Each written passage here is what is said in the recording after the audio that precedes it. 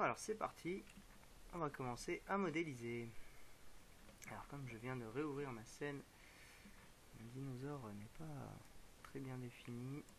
Hop, je vais utiliser le script. Voilà. Poc, poc. Alors donc c'est parti. Pour modéliser mon dinosaure, je vais partir d'une plane. Hop, exactement comme le plan modèle. Donc, je vais le tracer vers là. Voilà, alors vous voyez qu'il clignote un peu. Tout simplement parce que si je me mets en vue 3D, j'ai mes deux planes qui sont confondues. Donc je vais aller pousser mon plan en profondeur, qu'importe la distance, puisque si on est en vue left, comme on n'est pas en vue perspective, on verra toujours le modèle comme il faut. Tiens, je vais faire une chose aussi, je vais friser le modèle. Donc dans les Object Properties, je vais faire Freeze et décocher Show Frozen in Gray, sinon on va voir une image toute grise, ce qu'on veut pas. Hop, voilà, ça je ne peux plus le sélectionner. Et je vais préparer ma plane. Alors, il y a des petites choses à faire avant de modéliser. On compare souvent d'une plane, enfin un polygone. Donc on va extruder les polygones jusqu'à avoir la forme désirée. C'est une méthode assez commune. Celle que je vais vous montrer, je ne sais pas si elle est très académique, mais en tout cas elle marche bien. Donc je baisse les segments pour avoir juste un seul polygone, un bête rectangle. Et je vais le transformer, donc le convertir en editable poly. Alors il y a une petite chose particulière à régler, c'est le pivot. Alors, généralement, quand on modélise, le pivot se trouve toujours à 0, 0, 0 en coordonnées. Donc on va aller le modifier. Affect pivot only. Ici, je mets 0 et 0 en Z. Voilà. Donc on est bien vraiment au centre du monde. Et je vais l'aligner par rapport au monde. Comme là, on a tracé notre plane en vue left, on va avoir des axes faussés. On va avoir les axes renversés, donc il faut rétablir les axes. Voilà, vous voyez que ça a changé. Donc j'ai l'axe Z qui est vers le haut. Voilà, donc c'est important de faire ça. Hop. Et une petite chose aussi, c'est une particularité de Max. On va aller dans les utilities, et on va utiliser le Reset Xforms qui permet d'appliquer le pivot de manière globale pour une utilisation des modifieurs. Enfin, c'est une particularité, je ne vais pas vous expliquer, mais il y a souvent des problèmes de pivot et donc ça se règle par un Reset Xforms.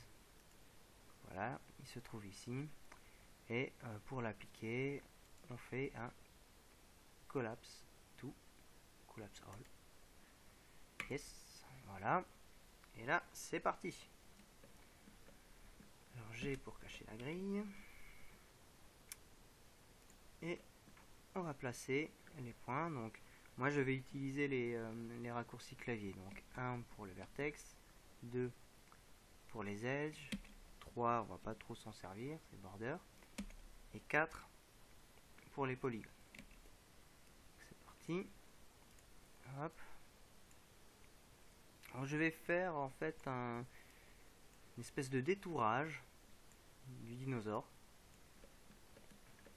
Et après on verra une technique particulière pour donner du volume à cette silhouette. Alors, Alt X pour rendre le polygone transparent. Voilà, c'est plus pratique. J'appuie sur 2 pour être en mode Edge. Et donc là, pour être rapide, je vais activer les deux axes. Alors vous voyez que selon l'axe sélectionné, vous avez soit l'axe X en jaune, soit l'axe Y jaune, et si on appuie ici, on a les deux. Donc si je clique ici et que j'appuie sur X, je vais pouvoir déplacer mon edge sans avoir à cliquer sur le gizmo. Donc on n'a plus le gizmo, donc c'est bien pratique. Voilà, et ça va permettre d'aller beaucoup plus vite. Là je vais appuyer sur Shift et vous allez voir, là je fais ce qu'on peut appeler une extrusion d'edge. Donc ça n'a rien à voir avec le bouton extrude.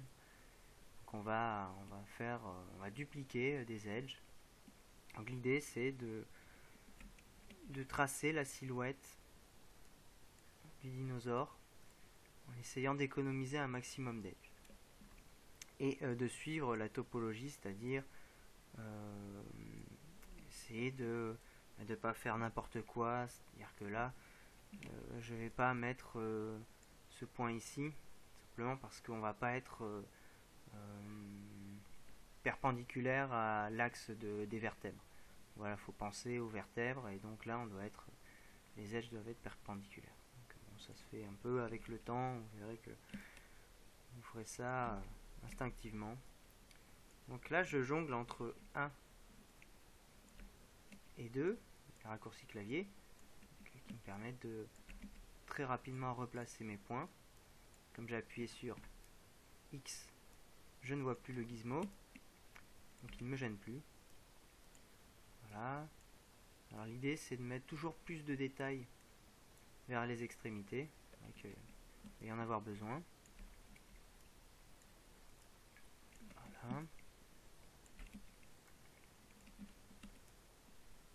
Hop, ici on va s'arrêter.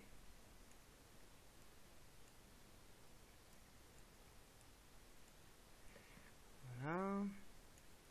Ici ça mériterait peut-être un edge en plus.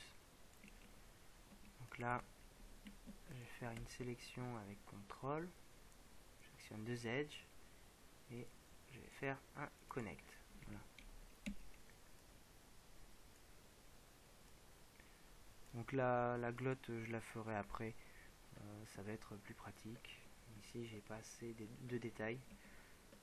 Voilà, donc je continue le reste.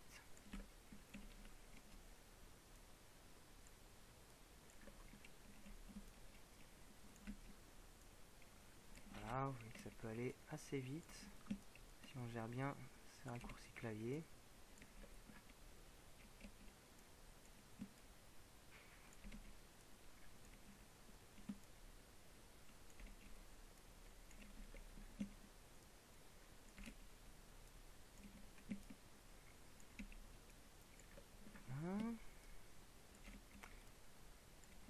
On arrive au bout.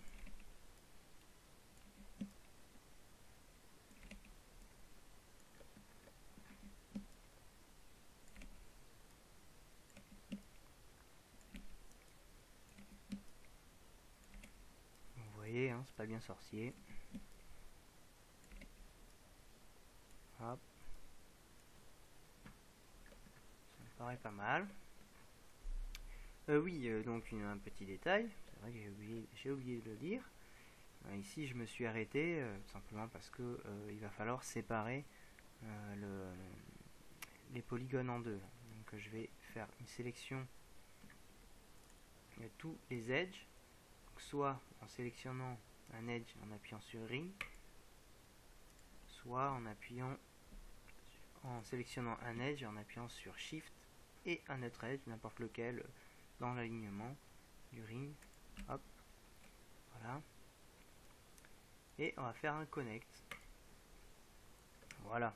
Donc on le fait vraiment à la fin, une fois qu'on a terminé presque tout le corps, simplement parce qu'après on se retrouve avec deux edges à extruder et donc à replacer.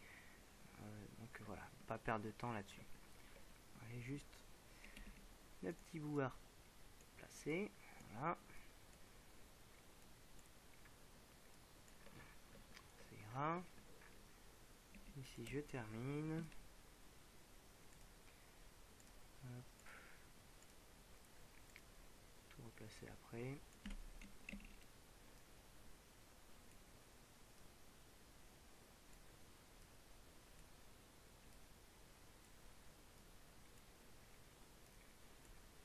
Voilà, je sais pas si j'ai assez d'edge. Oh, ça va suffire.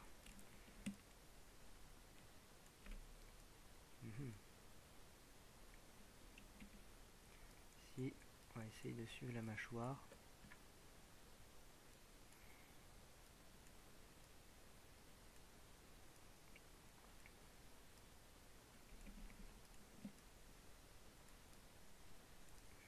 Voilà.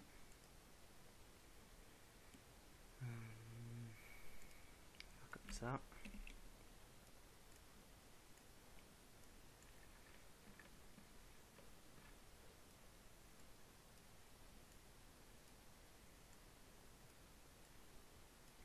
Donc attention de bien placer les points, de manière à ce que les edges découpent convenablement